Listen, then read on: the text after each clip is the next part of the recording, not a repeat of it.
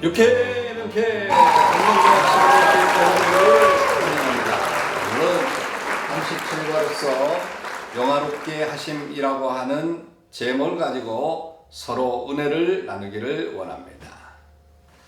성경은 하나님의 선택으로 시작해서 죄인을 구원하시는 계획은 죄인이 영화롭게 되는 것으로서 끝이 납니다. 그래서 영화라고 하는 것은 영화는 구원의 완성이다. 구원의 완성입니다. 그래서 영화는 하나님이 그의 택하신 사람들을 죄의 모든 악한 것으로부터 완전히 구출하심으로 의미하는 완성된 행복의 상태를 이야기한다라고 하는 거죠. 그러면 먼저 우리가 영화의 두 부분에 대해서 이야기를 합니다. 먼저 영화의 두 부분은 영혼이죠. 그 다음 두 번째는 육체입니다. 자, 성도는 현세에서 날마다 그리스도의 형상을 닮아가기 위해서 새로워지고 있다고 하는 점에서 점점 영화되어 있다고 말을 할 수 있습니다만은, 통상적으로 영화는 하나님의 자녀들이 영혼과 신체가 죄의 사망의 세력부터 완전히 해방되는 것을 영화라고 이야기하는 거죠.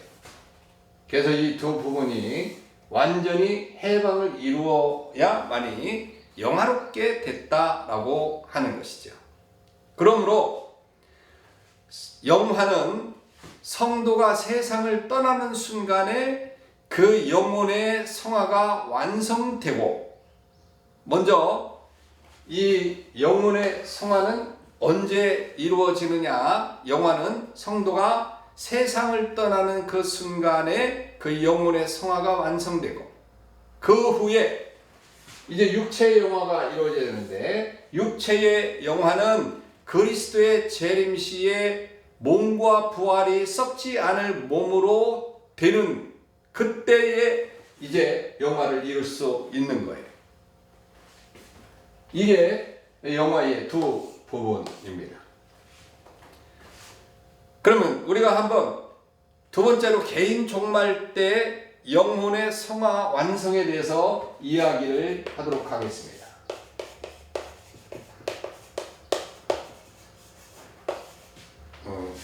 영화의 완성.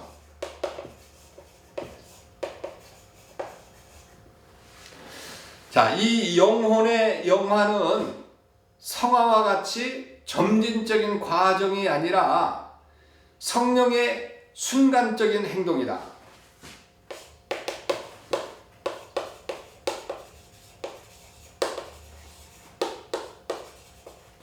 순간적인 행동으로 이루어지는 거예요. 성령께서는 성도의 사별의 순간에 그 영혼의 성화를 완성해서 주님과 함께 거하게 하시는 거죠. 자, 로마 가톨릭 교회는 정결치 못한 신자는 세상을 떠나는 그런 순간에 연옥이라고 하는 곳에 들어가서 오랫동안 정화하는 그런 과정을 거쳐서 천국에 올라간다고 연옥설을 이야기하는데, 그것은 절대로 잘못된 그런 교리입니다. 모든 성도는 그 생존 시 성화의 정도를 떠나서 죽음이 맞이할 때는 그 영혼이 완전히 성화되어져 간다. 천국에 가서 영광을 누리게 된다라고 하는 거죠. 그래서 완전한 성화, 영화롭게 된, 그래서 인간의 개인적인 종말이 있을 때 완전한 그런 성화가 이루어져서 영화롭게 된다라고 하는 거죠. 그래서 예수님께서 십자가에서 운명하실 때 회개한 강도는 믿자마자 세상을 떠났으나 낙원의 주님과 함께 들어간 것이다 라고 그렇게 말할 수 있게 되는 거죠. 자, 그리고 이제 세 번째, 주님의 재림 때 신체의 부활로 구속의 완성을 우리가 생각해 볼 수가 있는데, 주님의 재림 때 신체의 완성. 자, 성도는 세상을 떠날 때 그 영혼은 완전히 성화되어 영화에 이르렀으나 이 몸은 아직도 이 땅에 완전히 이제 영화롭지 못한 그런 상태에서 무덤에서 편안히 쉬고 있다. 그러면서 이제 완전한 영화를 위해서 몸의 구속을 기다리고 있는 것이죠. 그래서 예수님께서 재림할 때 몸이 부활해서 영광스러운 부활체를 입게 되었을 때, 이때 이제 영화롭게 된다. 완전한 성화를 이루게 된 것을 말씀을 하고 있는 것입니다. 그래서 성경은 이때 성도가 입을 그 몸에 대해서 썩지 아니하고 영광스럽고 신령한 몸으로 입으라 라고 고린도전서 15장 42절로 44절에서 그렇게 이야기하고 있습니다. 그래서 그날에는 우리들의 낮은 몸들이 그리스도의 영광의 몸 형체와 같이 우리 신체가 변하게 돼서 완전한 영화를 그때서야 이루게 된다라고 하는 것입니다.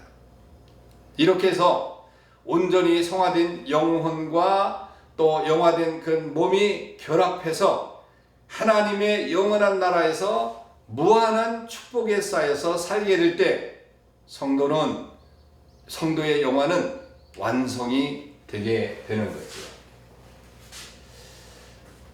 여기에는 사람이 죄를 범해서 있게 된 그런 모든 불행과 비참한 정황은 말끔히 다 제거되는 겁니다. 거기에는 눈물도 없고 사망도 없고 애통하는 것도 곡하는 것도 아픈 것도 없다고 그렇게 말씀하고 있는 것입니다. 거기에는 영원한 즐거움만이 가득한 거죠.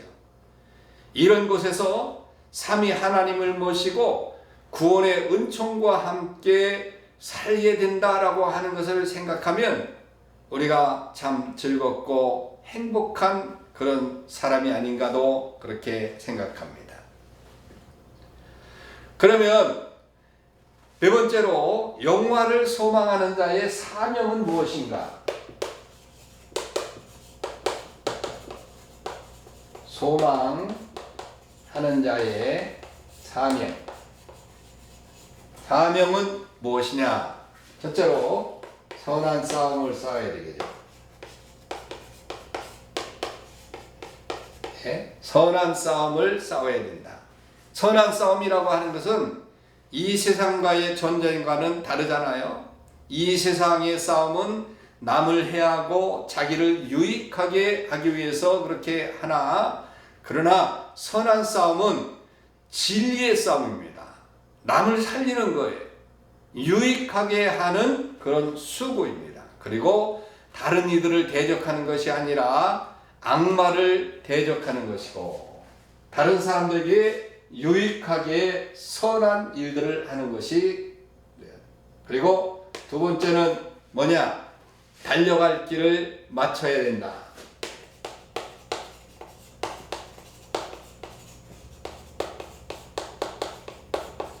우리에게 달려갈 길을 주셨습니다. 자기의 할 본분을 이야기를 하는 거죠. 이 땅에 사는 동안에 주님께서 무엇을 맡겼든지 간에 그 일에 충실한 그런 사람이 되어야 됩니다. 그리고 그 십자가의 길을 잘 가야 된다. 우리에게도 그 십자가의 길을 걸을 수 있도록 했기 때문에 당연히 우리에게 주어진 그런 길을, 달려갈 길을 잘 가야 된다라고 하는 거죠. 그 다음에 세 번째는 뭐냐면 믿음을 지켜야 된다.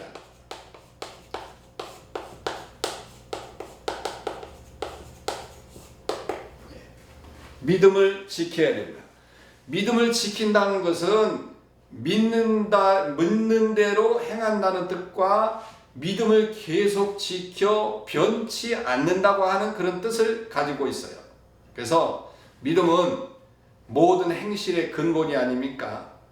믿음만 변치 않는다고 한다면 그 행동은 자연히 변치 않게 되는 거죠. 사람들이 자신의 믿음을 지키지 못한 그런 사람들이 얼마나 많습니까? 우리는 끝까지 믿음을 잘 지켜야 됩니다. 변치 말아야 되는 것이죠. 오늘 말씀을 정리하게 되면 성도가 이 세상에서 살아가는 데는 여러 가지 환난과 고통이 많습니다. 그러나 성도가 이것을 참고 견디면서 감당하면서 승리할 수 있는 것은 어떤 것이냐? 영화롭게 된다고 하는 소망이 있기 때문에 그런 거죠. 그래서 이토록 완전한 구원을 계획하신 하나님 아버지께 감사하면서 이 세상의 힘들고 어려운 일들을 잘 극복해 나가시길 바랍니다. 그러면 이 세상을 마감하는 날 우리의 영혼은 영화롭게 되고 뿐만 아니라 또 주님이 재림하는 그때 육신이 부활해서 또 영화롭게 되는 그런 귀한 역사를 우리가 체험하고 영원히 주님과 함께 천국에서 살게 될 줄로 믿습니다. 이 날을 기대하면서 소망을 가지고 사시기를 주님의 이름으로 축원합니다. 샬롬. 다음에 뵙도록 하겠습니다.